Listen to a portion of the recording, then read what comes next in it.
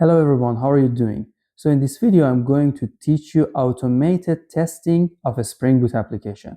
I'm not going to write a code to spend a lot of time on typing. I will show you the code and explain you what each part of the code means. And then you can find the code on GitHub. So don't hesitate to go in my GitHub and take a look at the code if you want to develop with me or have this code as a starting point.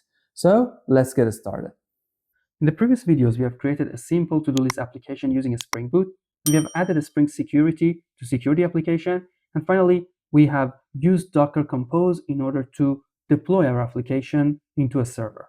In this video, we are going to talk about automated testing of our application. There are different levels of automated testing. The first one is a smoke test, which is given to us by default by Spring Security application, and then the service level unit test, controller level unit test, and finally controller level integration test. In the smoke test, we check if the whole application context is loadable. In unit test, we are mocking one of the services or the repositories. So in the service level, we mock the repository, and in the controller level, we mock the service. So we isolate the system under the test, and we only test the system under the test behavior. In the controller level integration test, we test the whole stack, from the controller to the service to the repository and finally to the database. And we check all the stack using Spring Boot unit testing capabilities and JUnit 5. So in this video, I will use JUnit 5 for testing, and all of the codes that I will show to you are present in my GitHub repository. So please feel free to go to GitHub repository and take a look at it. We can have other type of testing in a Spring Boot application. So please feel free to read the documentation of a Spring Boot for other levels of testing. I put a link in the description of this video, but these 4 levels are the most commonly used testings in a Spring Boot development. Whenever you initialize a Spring Boot application using the Spring Initializer, if you don't know what is a Spring Initializer, please look at the first video. A default smoke test is added to your application, which is located inside the default package of your application in the test module. This test simply uses the annotation Spring Boot test. This annotation tells the Spring Boot to load the default application.properties and using that properties load the application context of a Spring Boot. The application context in a Spring Boot is responsible for dependency injection, beans lifecycle, and so on. If you have any typo or issue within your code, or if there are some issues with your application.properties, this smoke test will fail. So this is an early check to your application. However, if this test passes, it doesn't mean that your application is working fine.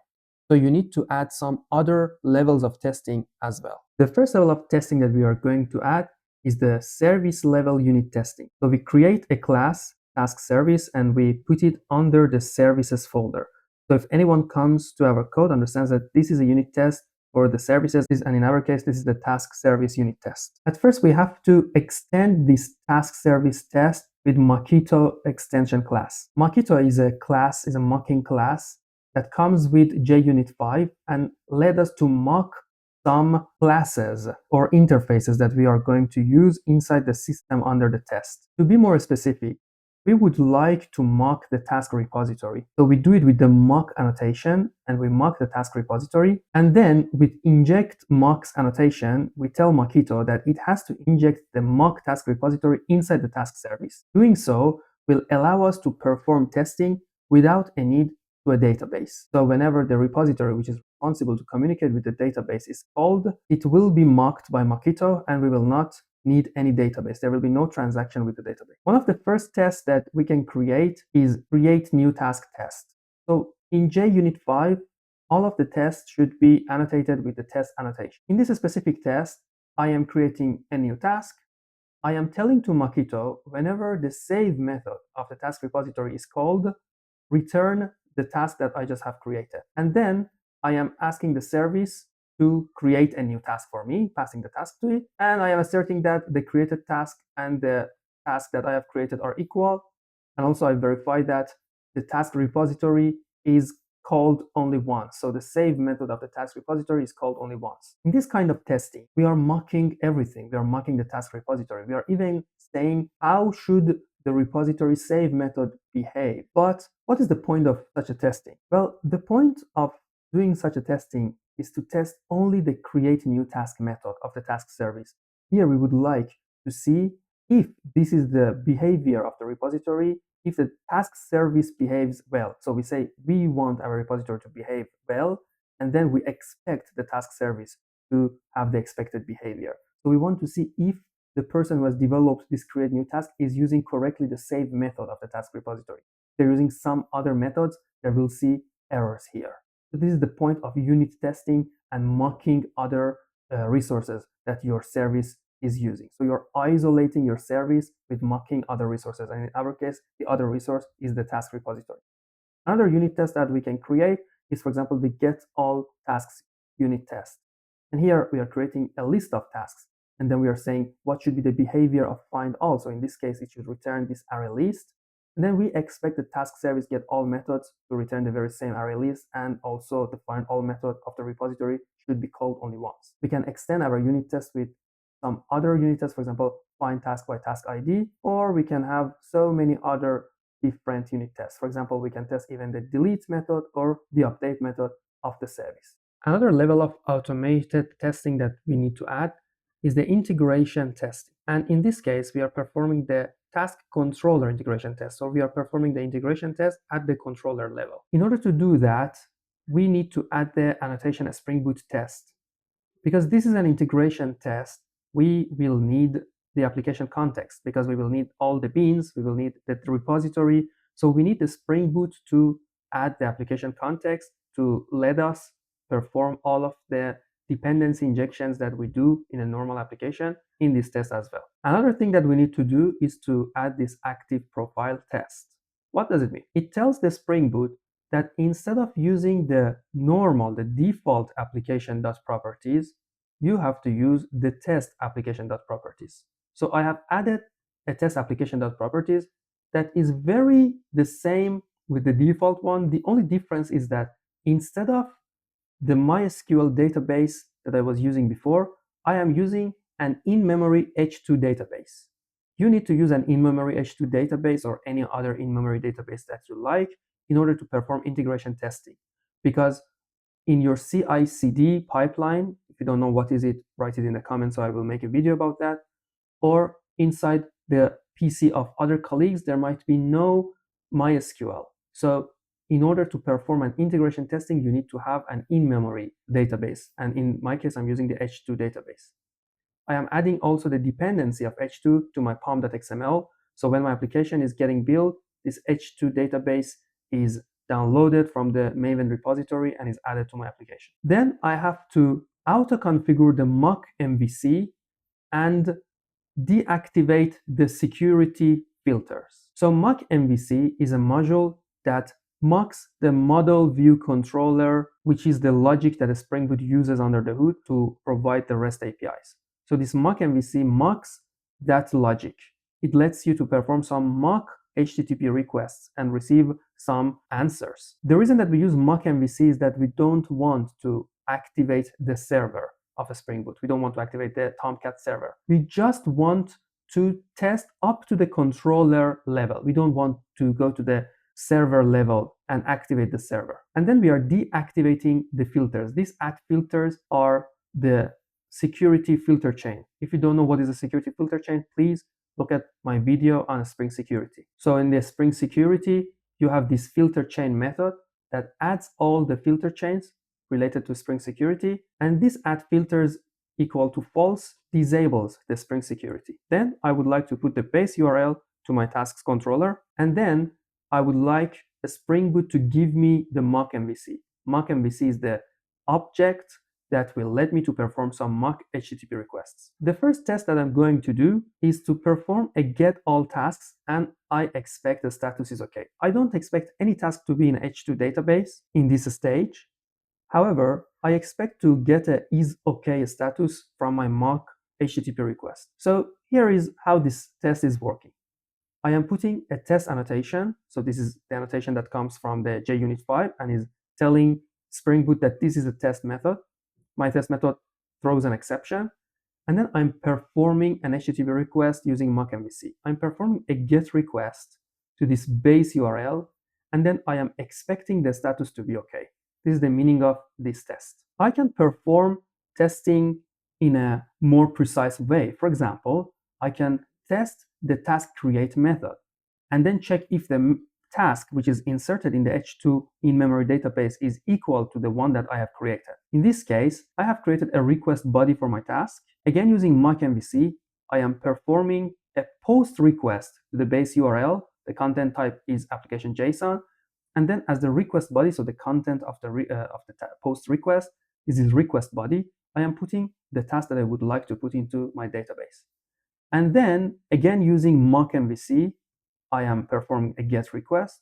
I expect the status is okay, and I expect to have a list of tasks with only one member, and that member should be the task that I just have created using the mock post HTTP request. Performing all of these integration testing, I have verified that at first I am able to perform a post request to my controller and giving it a request body, in this case the task, and then I have verified that task is actually inserted into the in-memory database. We can perform unit testing at the controller level as well. So instead of performing an integration testing, we would like to perform a unit testing here, which means we would like to mock the task service inside this controller to isolate the controller and then check the behavior of the controller. For doing so, we need to add two annotations here. The first one, that is the web MVC test, tells the Spring Boot that we need the application context only for the task controller. So the Spring Boot will not load the whole application context. It will load only the parts that are necessary to run the task controller. So the dispatcher servlet, the task controller itself, and the task service and the task repository. Other controllers and services will not be loaded. This is so important in order to reduce the memory usage of this unit test. And then we use, again, auto-configure mock MVC here as well, because anyway, when we load the task controller, we need to perform some mock HTTP requests to perform testing. And whenever we are loading the application context for a specific controller, Spring Boot application context loads a Spring Security as well if we have added that. And because we already have added a Spring Security, so we need to turn it off for this testing. Then, like before, we auto-wire the mock MVC. And in this example, we also mock the task service. So we do not use the real task service, we just mock it. This is why you don't see here any active profile test. So it's a good practice to use always active profile test for your tests, but here I didn't use that because I wanted to show you that even without a database, this test works because the task service is mocked. Here I declare 3 tasks and a task list. I declare it in the global level so I can use it for different unit tests. Then I perform a setup and I put the annotation before each. So Spring Boot knows that before each test, it should perform this setup. I'm simply creating different tasks and putting them to this array list. And then just as an example, I'm performing a simple test here. Again, we see the test annotation here. This is a get all task test. And here I am saying that the task service, the mock task service, should have this behavior. When its get all task is called, it should return the task list. And then I'm performing a get request to the task's URL, and I am expecting at first the status to be okay, and then the number of items in the list to be 3. So because I have created only 3 tasks, I expect the controller to return me only 3 tasks. And then I am checking the information of each task. For example, the ID of the first task, the name of the first task, its a status, and so on. I'm checking it also for the second task, so the ID, the name, and the status, and for the third task. So this is an example of unit testing for controllers. So right now that we have created the test, it's time to run these tests. There are 2 different ways to run these tests. One of them is to use the capabilities of your IDE. For example, in VS Code, I've installed Spring Boot dashboard. So I have this icon here. Let me run the test using this play button. As you see, it ran all the tests and all the tests are successful. Another way of running the test is to use Maven. In order to run the test using Maven, you need to be at the root of your project. The command is mvn test. So from here it didn't work because it's not possible for Maven to find the pom.xml because if you look at my project, here is where I have my Docker Compose file. You need to go inside your project where you have your pom.xml. So this is where you have your pom.xml. Let me run mvn test. As you see, it has initialized the application and is performing all of the tests. And in the end, it gave me a report of all of the tests. The build is successful and all of the tests were okay. So thank you so much for watching the video till here. If you've liked this video, please consider liking the video, subscribing to the channel, and in the comments, please tell me what other video would you like me to create for you. Also, if you would like to support me, you can use PayPal or buy me a coffee. The links are in the description of this video. Thank you so much.